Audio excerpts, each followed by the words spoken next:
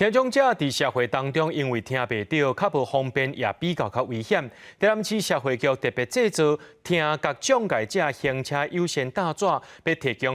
予听障者呢，通搭伫咧轿车、奥多摆顶悬。除了增加民众对因的注意以外，这社会局也建议会当用试顶的方式来代替市立吧。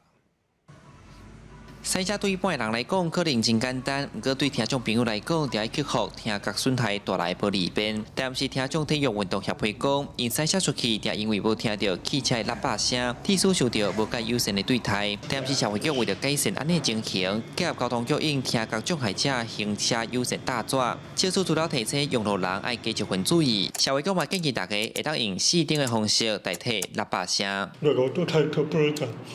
听可能不，很多都带入，很多的大家因为我大家无地嘛，我多听，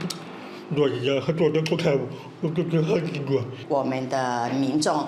知道说，哦，这个车子就是有我们的听障者在开，可以在比较友善的社会里面开车。经过了解，台南到今年有身心障碍证明，拢总有9万多人，其中听觉障碍者占10322个。依照交通部规定，听觉障碍者也是会使考汽机车的驾照，只是向若有紧急状况，因无听到声音，无法度马上闪红过。这个社会局应参考日本的做法，做大纸发放予听障的朋友。 可因通搭点去汽车顶悬，切除降低因咧赛车的困扰。希望用这个图示来标示说，他可能是一个就是听觉障碍的民众在开车。那在这个部分哦，因为听障者他们其实很难听到像是我们比较常见的，像是消防车、救护车还有警车的警鸣声，所以我们在这边就是有一个闪灯提醒的动作。行车优先大纸目前除了会使去市政府申请，另外各区公所嘛提供申请的服务。社会局讲，毋望证人会使将心比心，优先对待听障朋友。记者陈台南采访报道。